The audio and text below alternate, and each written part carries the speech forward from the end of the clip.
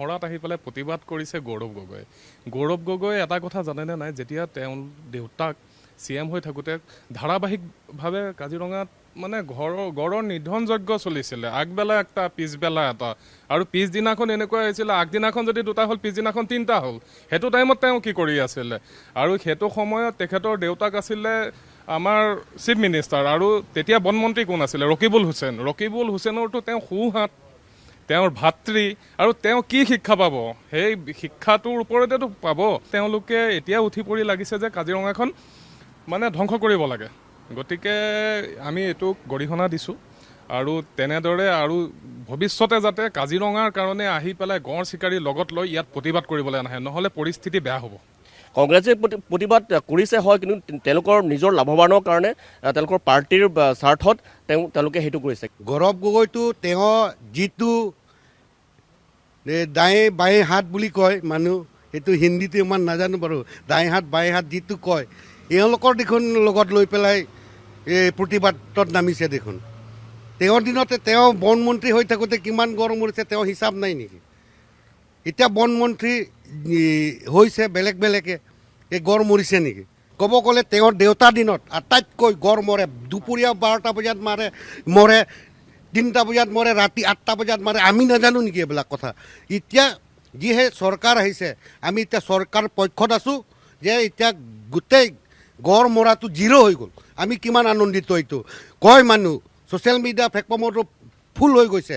আমাক কিমান গালি পাৰি আছে বোলে এইবিলাক কাজিৰঙা শত্ৰু এইবিলাক বহুত কথা কয়, কিন্তু আমি কি ধৰণে কাজিৰঙা সুৰক্ষা কৰোঁ এইটো আমি জানো। আৰু আগত কাজিৰঙা গড় কেইটা আছিলে? এতিয়া প্ৰায় 2500মান আছে গড়। আৰু বগা পুহু আগত দেখিছিলে নেকি? বগা পুহু ওলাইছে, হৰিঙা বগা পুহু, এইবিলাকটোতো দেখিয়ে আছে মানুহ। এইবিলাক কাৰ কাৰণে হৈছে? ৰাইজে নাথাকিলে কাজিৰঙা কোনোদিন নাথাকে। ৰাইজে বনাই দিয়া কাজিৰঙা, ৰাইজে যিমান দিন কাজিৰঙা আশে পাশে নেশ্যনেল পাৰ্কৰ আশে পাশে থাকিব, তিমান দিনলৈকে কাজিৰঙা সুৰক্ষিত থাকিব। তেওঁলোকৰ দিনত সকলোৱে জানে যে গড় কিমান হত্যা হৈছিল। অকল গড় বুলিয়েই নহয়, বিভিন্ন ধৰণৰ জীৱ জন্তু ইত্যাদিৰ অংগ পতংগলৈকে তেওঁলোকৰ দিনত ব্যৱসায় চলিছিল। গতিকে সেইবোৰ তেওঁলোকে দেখা নাছিল।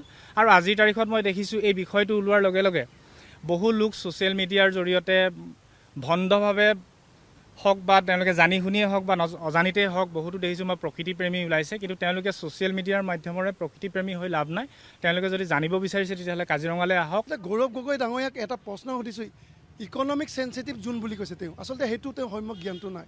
চাওক, তেওঁৰ নেতৃত্বত কংগ্ৰেছ দলটো বোকাখাটত কি অৱস্থা হ'ল। অসমতে কংগ্ৰেছ দলটো নিশেষ হ'বলৈ শেষ হৈ গ'ল।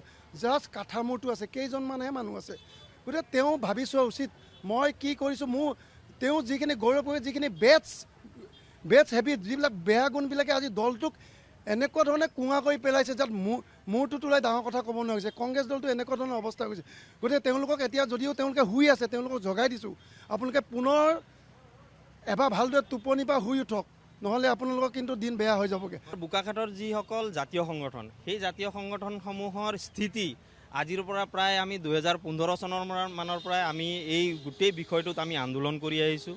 আৰু গোটেই আন্দোলনত আমি ইক'চেঞ্চুৰী জোনটোক শূন্য কৰিব লাগিব বুলি যিটো আন্দোলন কৰিছিলোঁ, সেই আন্দোলনত আমি 13জনকে আমি জেলত যোৱা মানুহ আছোঁ বোকাখাটত। আপুনিও গৈছিলে? হয়, মই সেইটো সময়ত সৌভাগ্য যে কোনোবা এজনে আমাৰ বেল লৈছিলে, সকলোৰে বেল লোৱা মানুহ ওলাইছিলে কাৰণে আমি জেলত যোৱাৰ পৰা আমি বাচি গৈছিলোঁ। গতিকে আমি যি 0 কৰিব লাগিব বুলি আমি তেতিয়াৰ পৰা আন্দোলন কৰি আহিছোঁ।